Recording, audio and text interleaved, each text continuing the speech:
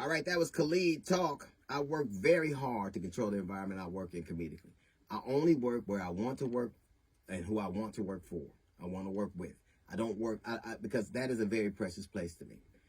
I've been offered a gig, a couple of gigs, 3 or 4 gigs to work with Monique in LA, in Brooklyn, in Houston, and I turned them down because I didn't think it would work.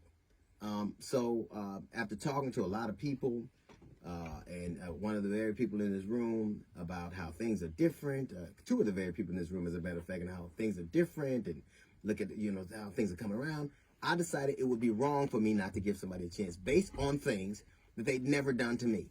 That would have been wrong to me. And when she talks, if she goes on her diatribe and she talks about me having my feet under her table, that was at her invitation.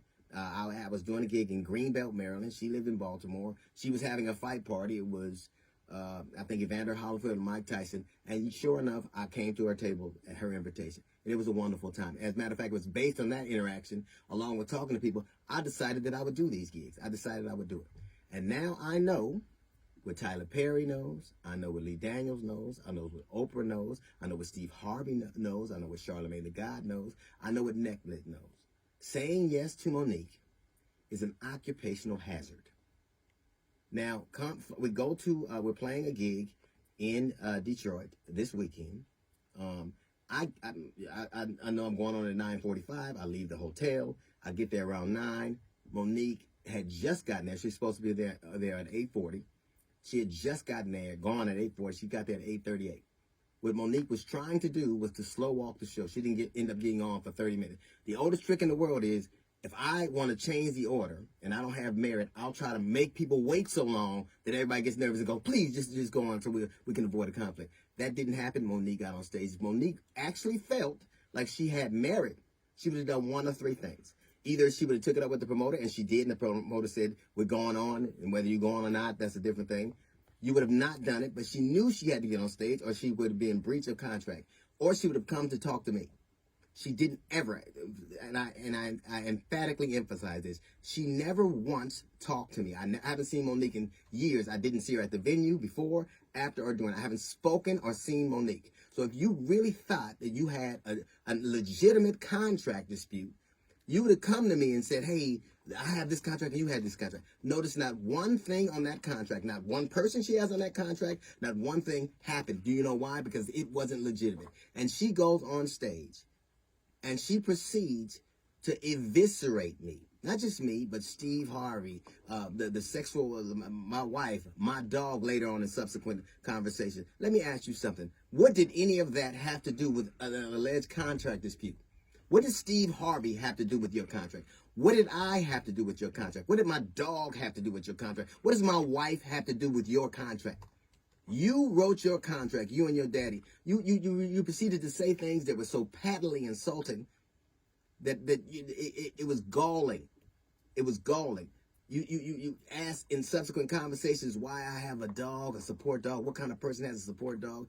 I have that dog because my father died. My children and family decided they would get a dog from where he was from, and I named the dog after my father. I don't have a dog to keep people away from me. I have a dog so I have my father with me all the time. That is an act of love which you know very little about. You proceeded to assault my sexuality. You have the temerity to assault someone's sexuality, a man's sexuality, given who you lay next to? None of that had anything to do with alleged contract dispute. You could have taken that up with a lawyer. You would have gotten out. You could have not gone on stage, but you knew you didn't have a valid contract. And you do what you always have done. You tried to weaponize black femininity. You tried to turn that audience against me. You tried to burn everything down.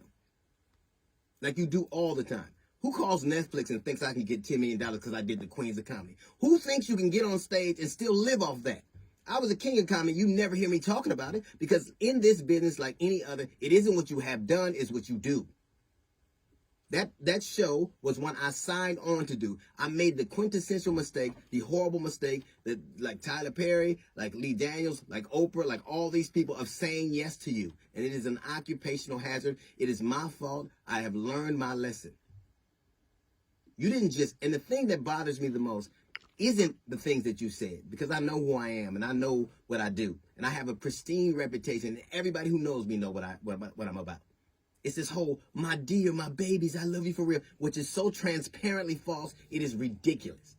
But the thing that was really the most annoying, the thing that was really the most bothersome, is after a terrible couple of weeks where people were being slain in Buffalo, where people were being slain, kids were getting slain in school, and people had come to a comedy show to get away from all of their problems, you besieged them with yours. The one contract that isn't in dispute is the one that the audience had with us to entertain them. But every single time, more and more, you spend half of your time talking about your grievances and what you didn't get and who did this to you. Listen, when you burn things up and you sit back to watch the results of them, she's literally set that stage on fire, said the most incendiary things ever, and I had to go on stage. And she has the temerity to call me a coward. A coward would have left. A coward would have said, I can't go. You didn't even want to go on when you had a contract that you knew that not to be true. You made up this whole narrative that you knew not to be true, and you played that out in front of the audience. And then I had to go on behind you. And you know what you did? You sat back and you tried to watch your damage. You set the stage on fire and you watched what you've done. You know who does that? Arsonists do that. Arsonists set shit on fire and try to see the damage it drives. But I blame myself because I know now what I didn't before. Saying yes to you is an occupational hazard, one I will not repeat. I don't blame you. I wish you well. But when you do the things you do, when everything's about you, when you're vitriolic, when you have all these fights with all of these entities, it is you. Precious was not a movie. Precious was an autobiography. That is who you are, literally. You mad at the contract you and daddy wrote, your daddy? And I don't know why you call a man daddy and you pay for him. That's a son. Let's be clear. I am not angry with you. I'm angry with me. I did what I knew not to be true. But I'm going to tell you something. When you burn and you destroy and you wreck, you are not a queen of comedy. You're a queen of ashes. Now, I'm going to go back to work, and you get back to your kingdom of smoke. That's a little note from the GED section. We got the Jazz Report coming up in 15 minutes. It's the D.L. Hughley Show.